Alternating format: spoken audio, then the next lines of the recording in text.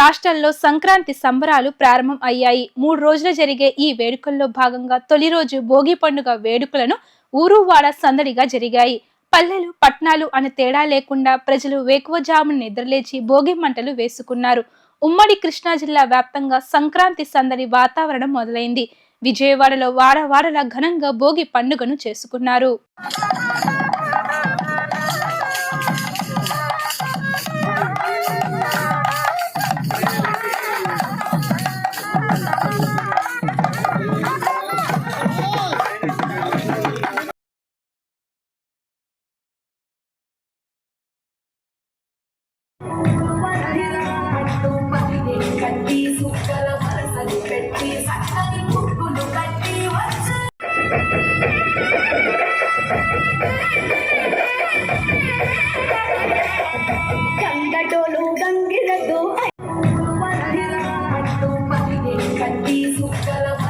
పెట్టి